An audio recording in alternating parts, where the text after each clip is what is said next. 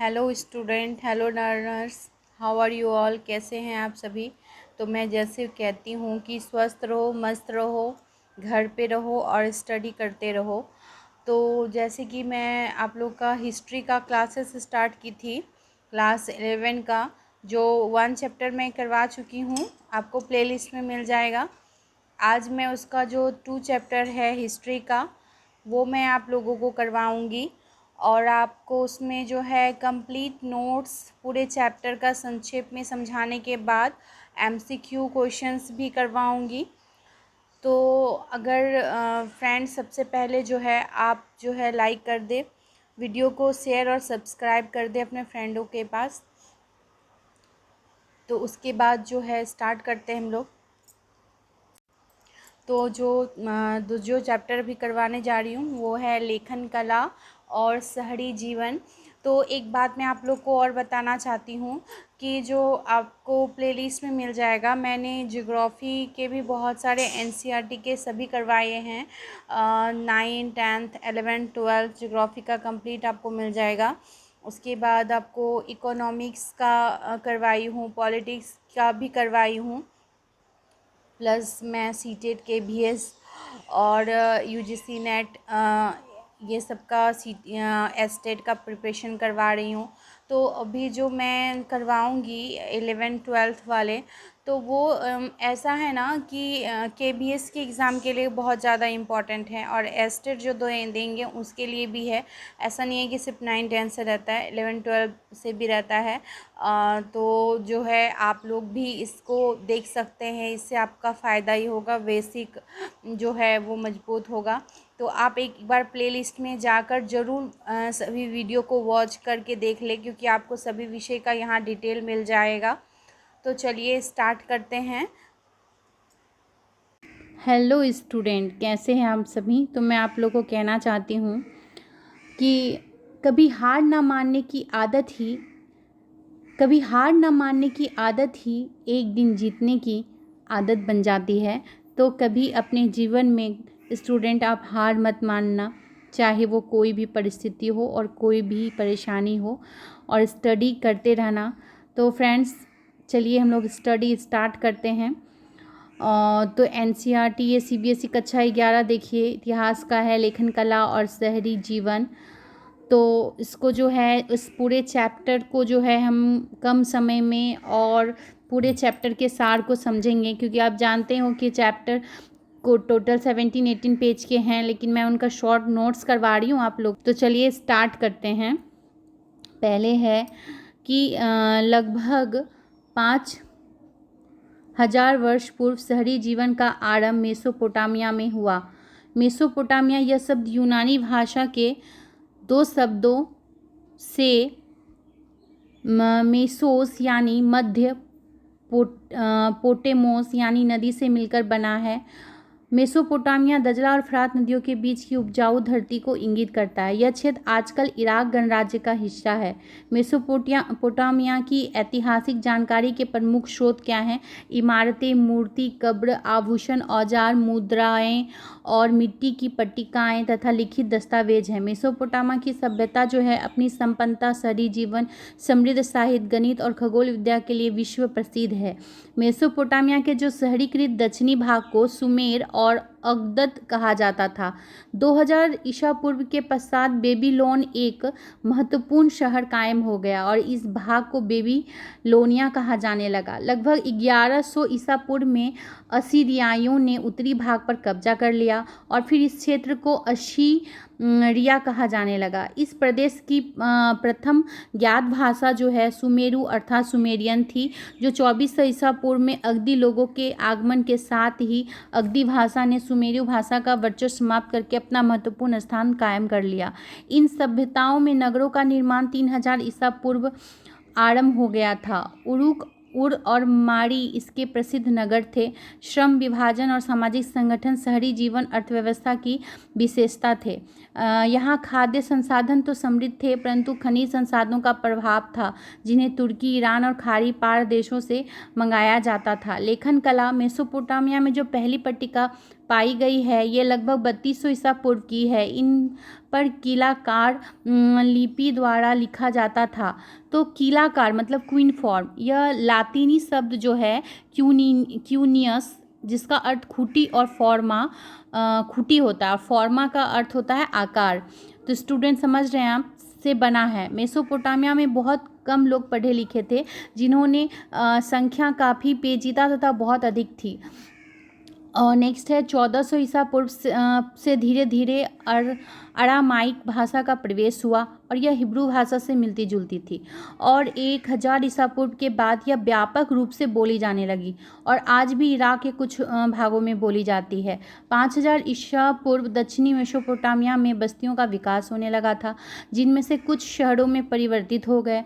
यहाँ उर नगर में नगर नियोजन पद्धति का अभाव था, गलियाँ टेढ़ी मेढ़ी और संकरी थी। इराक भौगोलिक विविधता का देश है। इसका पूर्वोत्तर भाग हरे भरे और ऊंचे मैदानों के लिए प्रसिद्ध है। इस प्रदेश का उत्तरी भाग जो है ऊंची जमीन यानी स्टेप, घास के मैदान और पशुपालन की दृष्टि से क्या है, उपयुक्त है।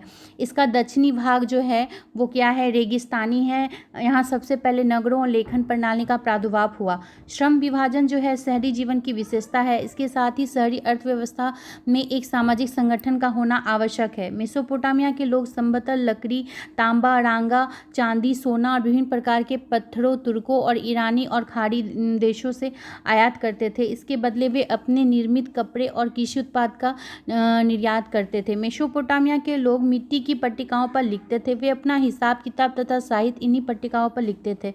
उनकी लिपि जो है कीलाकार थी। कैसी थी उनकी लिपि?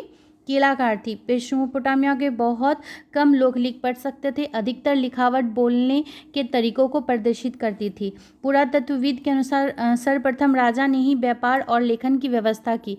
तो सबसे पहले जो है किसने लेखन की व्यवस्था की थी और व्यापार की? तो राजा ने। इस संबंध में एक प्राचीन शासक एन मरकर का नाम उल्लेखनीय है। तो वो प्राचीन शासक कौन था? एन मरकर। 5000 ईसा पूर्व दक्षिणी मेसोपोटामिया में बस्तियों का विकास प्रारंभ हो गया था। इन बस्तियों में कुछ बस्तियां कालांतर में प्राचीन शहर बन गए। मेसोपोटामिया की खुदाई में सबसे पहला ज्ञात मंदिर एक छोटा सा देवालय था। तो आपसे पूछा जाएगा कि अगर मेसोपोटामिया की खुदाई में सबसे पहला ज्ञात मंदिर क्या था? तो देवालय था। यह मंदिर कच्ची ईंटों से बना हुआ था। मंदिर में विभिन्न देवी देवताओं का निवास था, जैसे उर को चंद्र देवता, उर का क्या अर्थ है? चंद्र देवता, और इन्नाना जो प्रेम और युद्ध की देवी थी। मेसोपोटामिया में नगर नियोजन पद्धति का क्या था? अभाव था। याद करिएगा, जो सभ्यता में सिंधु सभ्यता करवाई हूँ तो उसमें क्या था, वो एक नगर नियोजन पद्धति पे था आधारित, और इसमें अभाव था। यहाँ की जल निकासी की व्यवस्था मोहनजोदड़ो की जल निकासी की व्यवस्था से भिन्न थी। लोग अपने घर का सारा कूड़ा कचरा बुहार कर गलियों में डाल देते थे। उर में नगरवासियों के लिए कब्रिस्तान था, जिसमें शासक और जनसाधारण की समाधियां पाई गई, परंतु कुछ लोगों की कब्र साधारण घरों की जमीन के नीचे पाई गई है।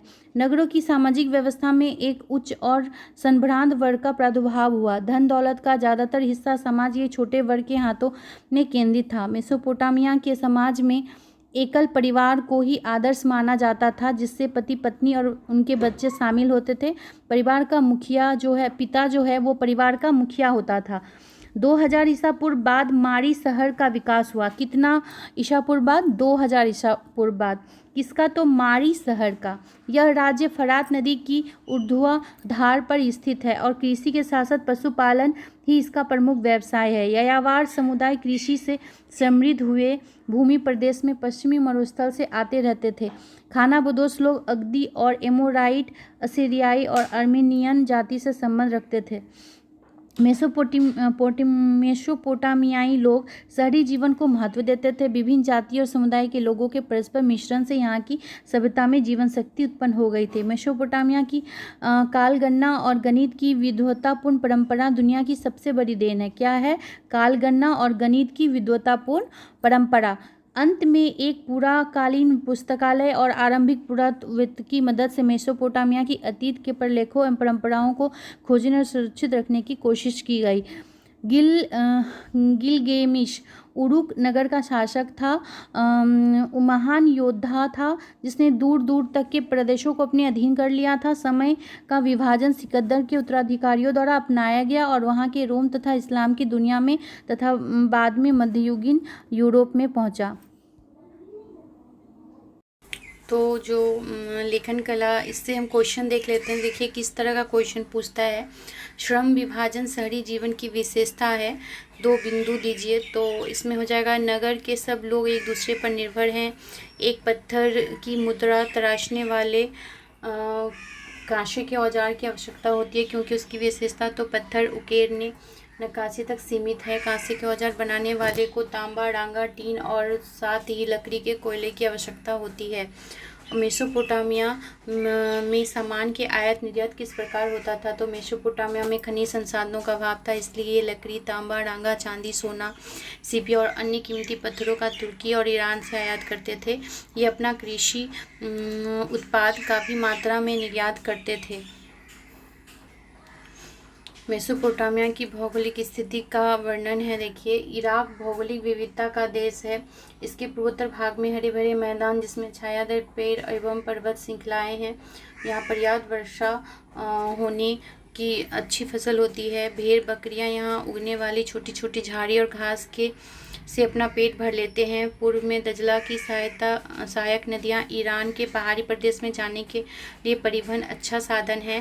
दजला और फरात नदियों ने इस दौरान मैदान को सुंदर, रमणीय और हरा भरा तथा उपजाऊ बनाया है। मेसोपोटामिया का जो कृषि व्यवस्था था वो कैसा था। तो यहाँ पे 7000 से 6000 ईसा पूर्व के बीच खेती आरंभ हो गई थी।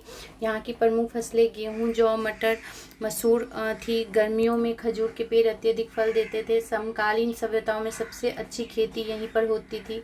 ऊंचाई वाले इलाकों में भारी मात्रा में मांस, दूध, ऊन आदि वस्तुएं मिल जाती थी। स्टेपी घास के मैदानों में पशुपालन भी आजीविका का अच्छा साधन था। दजला और फरात कई धाराओं में बढ़कर नहरों के रूप में खेती की सिंचाई करती है। अच्छी खेती ही शहरी जीवन का आधार होता था।